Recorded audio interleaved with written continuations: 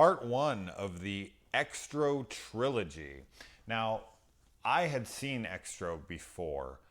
My brother and I were actually huge fans of it. It had been a while since I had seen it, so I was very excited to revisit. I'd seen the second one, but I honestly don't remember it. I think it takes place in like a military facility of some sort. The third one, Watch the Skies, I now it's available. It's pretty readily available now, but back when I was into the Xtro, the first one, and I had seen the second one, I wanted to find the third one, but I never could. Now it's available, but back then it was out of print. It was like impossible to find. Anyway, so I'll be watching 2 and 3 later, and I'll review those as well. This first movie is fucking batshit insane. Just crazy fucking shit. If you like crazy, ridiculous movies, this is definitely one for you. There's so much shit going on in this movie that's just, you're sitting there like, what the fuck? What were these guys thinking? But thank God they did. We have this movie. You've got this. So the story is that there's this older guy and his kid, and they're out. I don't know what the hell they're doing, but they're just out doing something, and these lights come down and they beam on them, and you're thinking aliens. It's never actually disclosed what it is, but it's supposed to be an alien film. That's never mentioned in the movie, but the guy gets abducted, the kid, flacks out or whatever, and he wakes up like 3 years later, and his dad's been missing the whole time. Then this alien comes and impregnates this chick with its dick that's like this long through her mouth, and she's born through her fucking pussy. Full man size. Comes out of her pussy, full man size, rips through her, destroying her. So fucking hilarious. Mouth rape with a horse cock, and then man birth out of the fucking girl. I mean, at least he could have loosened her up with the huge dick but he did it in the mouth, so she wasn't even ready for it. Not that you could ever be ready to give birth to a full-grown man, but Jesus Christ. The practical effects were fantastic. This movie's way before CGI or anything, so that all looks really good. There's just so much weird going on in this movie. It's an alien film with, this boy's dad coming back, and you think that would be enough. There's, the almost alien, the Alien franchise, where they, face hugger almost, except for it's a fucking big dick. And it impregnates them with this thing. It busts out of their chest, but in this case, it's their pussy, and it's full-grown man instead of an alien.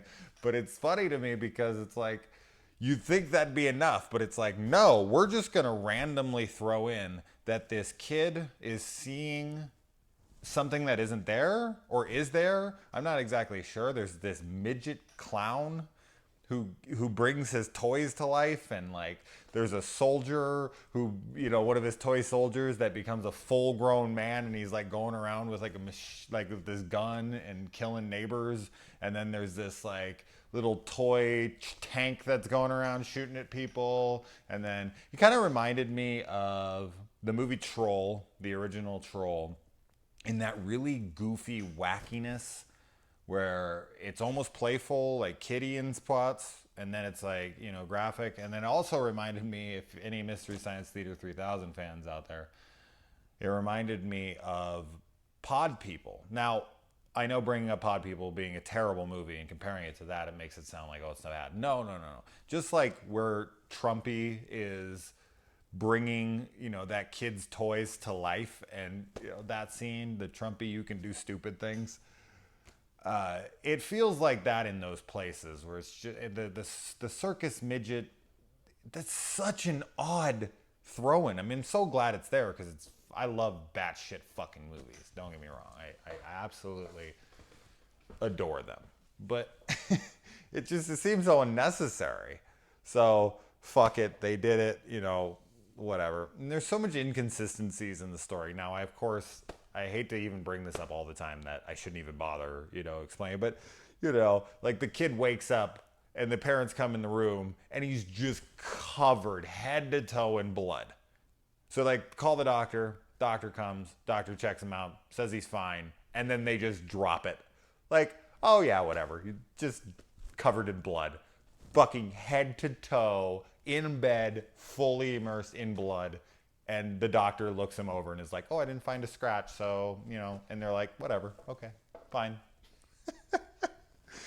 And then the neighbor is fucking like hiding from this toy soldier killer thing.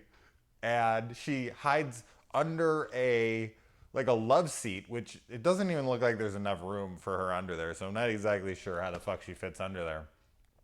And the way she gives her position away for this guy to kill her, is by reaching out for a thing of candy that's on the floor.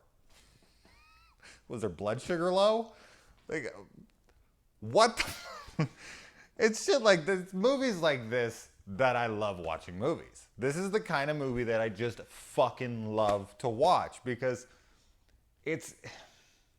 I love movies where it just seems like they were on set and they had a script and they were just like, you know what? Fuck it. We're just going to make whatever the fuck we want. We're just going to throw this out. We'll throw in a midget. We'll throw in fucking toys bringing to life. The music is super, super like eerie, weird.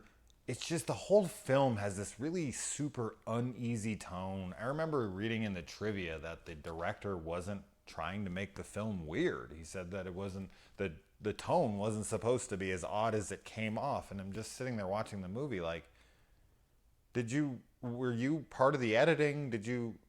How did you not know this fucking film was weird? I mean, watch this movie and how? I mean, you've got these toys coming to life and this circus midget, and then the guy's running from that, and then all of a sudden in his house he has this woman who's in a cocoon, and then there's a fucking panther in his room who attacks him. A fucking panther! Like, the movie's so random. It doesn't make any sense. Are they bringing them to life? Is the alien, like, the movie makes no sense at all. I love it. I fucking loved this movie. But Jesus Christ, there was no semblance of any kind of like coherence throughout the film. Like, who was bringing these things to life and why? The kid's mind? I have no clue. I couldn't figure that shit out to save my life. So, you know, the nanny is super hot. And she gets naked a whole bunch. That was fucking fantastic. Yeah, I mean, I pretty much covered everything here. There's more, but I mean, watch the film. There's really just random scenes here and there.